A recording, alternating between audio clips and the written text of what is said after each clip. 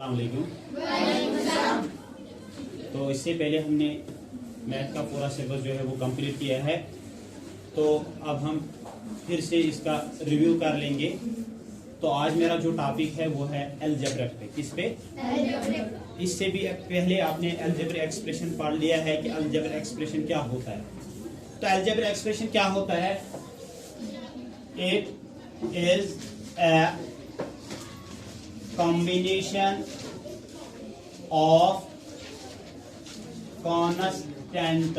It is a combination of constants, variables.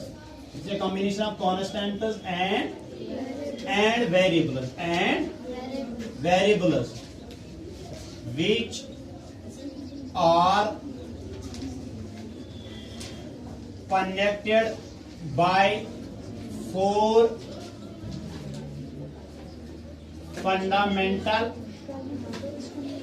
operations, which are connected by four fundamental operations like division, addition, subtraction and multiplication। ठीक है, देखो algebraic क्या होता है या expression, algebraic expression क्या होता है? It is a combination of constants and variables. It is a combination of constants and variable. ये एक मजमुआ होता है जिसमें कांस्टेंट भी आता है और वेरिएबल भी आता है, जिसमें कांस्टेंट भी आता है और वेरिएबल भी आता है। अभी मैं आपको एक्सप्रेशन भी बताऊंगा। तो अलजेब्रिक एक्सप्रेशन क्या होता है? It is a combination of constants and variables which are connected by four fundamental operations like division, addition, subtraction and multiplication। क्या होता है? ये एक मजमुआ होता है जिसमें कांस्टेंट भी आता है और वेरिएबल भी। अब रहा सवाल, मैंने यहां पे इसको हाईलाइट किया, कांस्टेंट एंड वेरिएबल। कांस्टेंट होता क्या है? कांस्टेंट होता है ऑल नंबर्स, यानी 1 2 3 4 5 6 7 8 9 10 जितने भी नंबर है ना, नंबर्स, जितने भी नंबर्स है इसको हम कहेंगे कांस्टेंट। क्या कहेंगे? और वेरिएबल बोलते हैं ऑल अल्फाबेट्स। वेरिएबल क्या बोलते हैं? All alphabets. अगर आप देखोगे ना अल्फाबेट्स, यानी ए से लेके जेड तक जितने भी अल्फाबेट्स आते हैं ना, तो मैथ में हम उनको क्या कहेंगे? वेरिएबल्स। क्या कहेंगे? तो अलजेब्रा होता क्या है? जिसमें अब कांस्टेंट भी आएगा और वेरिएबल भी आएगा, तब जाके हम उसको अलजेब्रिक कहेंगे। देखो, अगर मैं कहूंगा 2 + 3 = 5, ये है अलजेब्रिक? नहीं है। क्यों? क्योंकि ये खाली कांस्टेंट है, वेरिएबल इसमें नहीं है। तो हम इसको अलजेब्रिक नहीं कहेंगे, हम इसको अलजेब्रिक नहीं कहेंगे। जब मैं लिखूंगा 2x + 3y = 8, तो मैं कहूंगा आपको, क्या ये अलजेब्रिक है? आप कहोगे हाँ। क्यों? क्योंकि इसमें कांस्टेंट भी है और वेरिएबल भी है। इसमें कांस्टेंट भी है और वेरिएबल भी है। अब कांस्टेंट याद रखो, कांस्टेंट मैंने अभी बोला भी है कि कांस्टेंट हमेशा जो है, कांस्टेंट नंबर्स को हम कहते हैं। किसको? नंबर्स। देखो यहाँ पे 2x, अगर मैं यहाँ पे कहूंगा ये 2 क्या है? 2 कोफिशिएंट है, इसका क्या है? याद रखो, वेरिएबल के साथ या नंबर के साथ अगर वेरिएबल आएगा, नंबर के साथ अगर तो वो नंबर जो है उसको हम कहेंगे कोफिशिएंट। फॉर एग्जांपल यहाँ पे आया है 2x। क्या आया है? 2x। ये जो 2 है ये क्या है? ये जो 2 है ये क्या है? ये है कोफिशिएंट। क्या है? और ये जो x है ये क्या है? वेरिएबल। क्या है? वेरिएबल। और यहाँ पे ये 3 जो है इसको हम कहेंगे कोफिशिएंट, और ये y जो है इसको हम कहेंगे वेरिएबल। और लास्ट में ये 8 आया है ना सिंगल, इसके साथ वेरिएबल नहीं आया है, तो इसको आप कहोगे ये कांस्टेंट है। क्या है? कांस्टेंट। क्या है? समझ आए? क्या है? कांस्टेंट। अब आपने पढ़ा भी है, एक होता है एक्सप्रेशन, दूसरा होता है इक्वेशन। अब एक्सप्रेशन और इक्वेशन में क्या फर्क है? एक्सप्रेशन और इक्वेशन में क्या फर्क है? इक्वेशन किसको कहते हैं? जिसका इक्वल साइन होता है। जब तक इक्वल साइन नहीं आएगा तब तक हम उसको इक्वेशन नहीं कहेंगे। अगर मैं कहूंगा 2x + 4y, क्या ये इक्वेशन है? क्या ये इक्वेशन है? नहीं है। क्यों? क्योंकि इसमें इक्वल साइन नहीं आया है। अब ये क्या रहा फिर? ये बन गया है एक्सप्रेशन। क्या बन गया है? ये बन गया है एक्सप्रेशन। और जब अगर मैं यहां पे लिखूंगा 2x + 4y = 10 या और कुछ, अब ये बन गया इक्वेशन। क्या बन गया? इक्वेशन। इस इक्वल की वजह से ये इक्वेशन बन। कौन सी इक्वेशन बनना? वो तो आपने पढ़ा भी है, लीनियर इक्वेशन है ना, quadratic equation, by quadratic equation, वो आपने पढ़ा है। मुझे वो नहीं कहना है। तो आपको यहाँ पे याद रखना है अलजेब्रिक क्या होता है। ये एक मजमुआ होता है जिसमें कांस्टेंट भी आता है और वेरिएबल्स भी आता है। फिर चाहे वो डिवाइड शेप में आएगा, मल्टीप्लिकेशन शेप में आएगा, एडिशन शेप में आएगा या सबट्रैक्शन शेप में आएगा। तो फिर मैंने बोला है ये जो नंबर्स होते हैं, नंबर्स के साथ जब वेरिएबल आएगा, नंबर्स के साथ जब, और वो जो नंबर होता है वो क्या बन जाता है? कोफिशिएंट। क्या बनता है? फॉर एग्जांपल मैं लिखूंगा 4y² + 3x² = 10। अब अगर मैं कहूंगा ये क्या है, आप कहोगे ये जो है ये 4, ये क्या है? इसका कोफिशिएंट। क्योंकि कोफिशिएंट के साथ वेरिएबल भी होता है, कोफिशिएंट के साथ। और इसका ये जो 3 है ये क्या? ये भी कोफिशिएंट, क्योंकि इसके साथ वेरिएबल। और ये जो 10 है ये क्या है? इसका कांस्टेंट। क्या है? कांस्टेंट। हमेशा कांस्टेंट के साथ वेरिएबल नहीं आता है, कांस्टेंट के साथ वेरिएबल नहीं आता है। अब इसके कुछ टाइप्स है, इसके कुछ अलजेब्रिक जो है इसके कुछ टाइप्स है। टाइप्स क्या है इसमें? फर्स्ट जो टाइप होता है,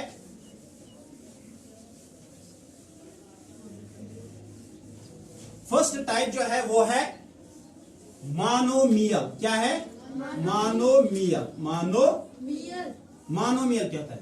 मोनोमियल होता है an expression having only one term. An expression having only one term. An expression having only one term. जिसमें खाली एक ही टर्म आएगा, जिसमें खाली एक ही टर्म आएगा, उसको हम कहेंगे मोनोमियल। क्या कहेंगे? मोनोमियल। मोनोमियल क्या होता है? जिसमें एक ही टर्म आएगा, जिसमें एक ही टर्म। फॉर एग्जाम्पल मैं लिख लूंगा 3x, इसमें एक ही टर्म आया है ना, एक ही टर्म। तो इसको हम कहेंगे मोनोमियल। क्या कहेंगे? मोनोमियल। अगर मैं लिख लूंगा यहाँ पे 100x, ये क्या है? मोनोमियल। क्या है? मोनोमियल। क्यों है मोनोमियल? क्योंकि इसमें एक ही टर्म आया है, क्योंकि इसमें एक ही टर्म समझ आता है। इसके अलावा भी अगर मैं लिखूंगा यहाँ पे 100, ये भी क्या है? मोनोमियल। क्यों है मोनोमियल? क्योंकि इसमें एक ही टर्म आया है। समझ आता है? तो मोनोमियल क्या होता है? मोनोमियल वो होता है जिसमें खाली एक ही टर्म आएगा, जिसमें खाली एक ही टर्म आएगा। दूसरा होता है बाइनोमियल। क्या है? बाइनोमियल क्या होता है? An expression having two terms, having two, जिसमें दो टर्म आएंगे उसको हम कहेंगे बाइनोमियल। क्या कहेंगे? बाइनोमियल। क्या? फॉर एग्जाम्पल मैं लिख लूंगा 2x + 4y, इसमें कितने टर्म आया है? दो। एक आया है 2x, दूसरा क्या आया? 4y, है ना, दो टर्म्स इसमें। तो दो टर्म्स की वजह से ये क्या बन गया, बाइनोमियल। क्या बन गया? तो बाइनोमियल क्या होता है? बाइनोमियल वो होता है जिसमें दो टर्म्स आएंगे, जिसमें दो टर्म्स आएंगे। फॉर एग्जाम्पल मैं लिखूंगा 3z प्लस 4y, इसमें कितने टर्म्स आया है? दो। ये क्या बन गया है? बाइनोमियल। क्या बन गया है? क्या बन गया है? बाइनोमियल। तीसरा जो है वो है ट्राइनोमियल। क्या है? क्या होता है? An expression having three terms. N expression having, जिसमें तीन टर्म आएंगे, जिसमें तीन टर्म, उसको हम कहेंगे ट्राइनोमियल। क्या कहेंगे? तो ट्राइनोमियल वो होता है जिसमें तीन टर्म्स आ जाएंगे। For example 2y plus 3x plus 4z, इसमें कितने टर्म्स आए हैं? 1, 2 and 3। तो तीन टर्म्स जिसमें आएंगे उसको हम कहेंगे ट्राइनोमियल। क्या कहेंगे? तो ट्राइनोमियल वो होता है जिसमें तीन टर्म्स आएंगे, जिसमें तीन टर्म्स। समझ आता है? इसके बाद जो लास्ट वाला है वो है पॉलिनोमियल।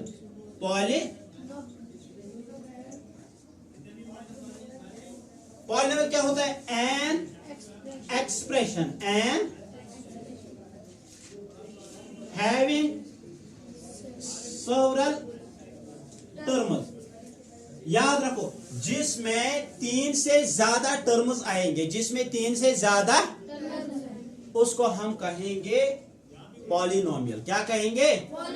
तीन से ज्यादा टर्म्स जिसमें भी आएंगे उसको हम कहेंगे पॉलिनोमियल। क्या कहेंगे? उसको हम कहेंगे पॉलिनोमियल। क्या कहेंगे? समझ आया है? यहाँ फॉर एग्जाम्पल मैं लिखूंगा 2x plus 4y, 4 plus 8x plus 3z, इसमें कितने टर्म्स आए? 4 आया है ना। तीन से अलावा अगर टर्म्स आया है, तीन से अलावा अगर टर्म्स, तो उसको हम कहेंगे पॉलिनोमियल। क्या कहेंगे? पॉलिनोमियल। यहां तक समझ आया है? इसके बाद हमें क्या पढ़ना है?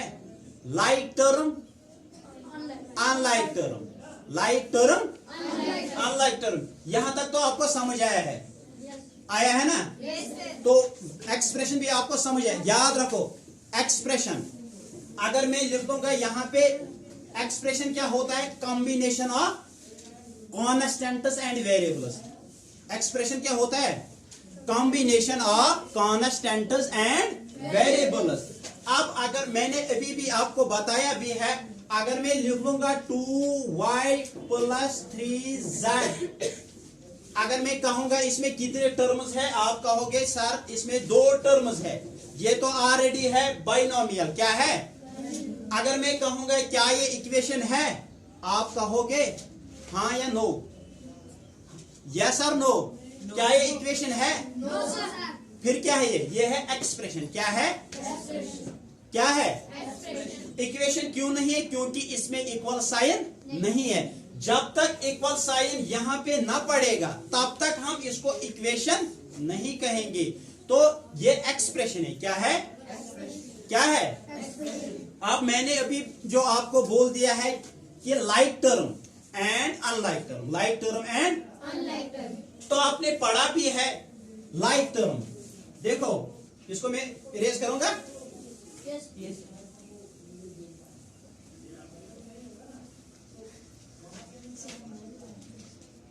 लाइक टर्म क्या?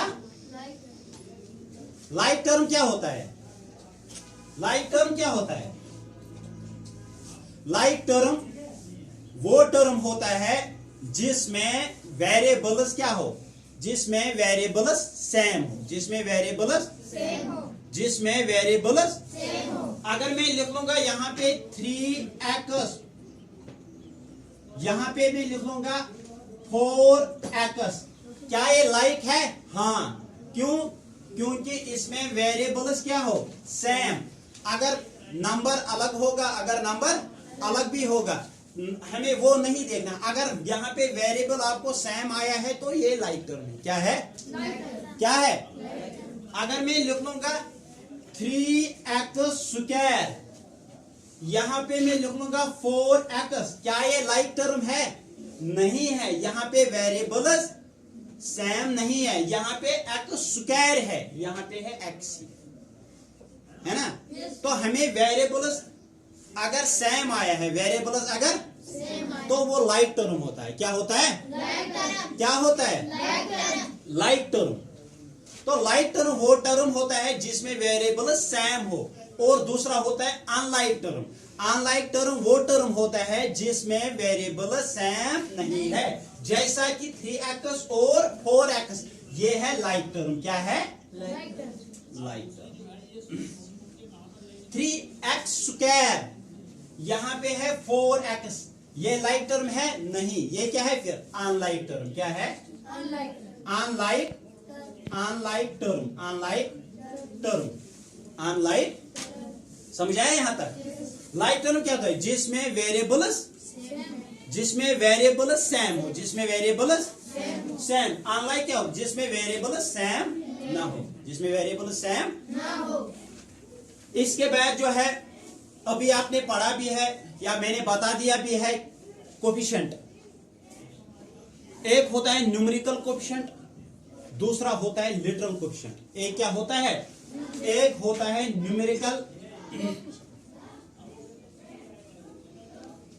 न्यूमेरिकल कोफिशिएंट, दूसरा होता है लिटरल कोफिशिएंट। देखो,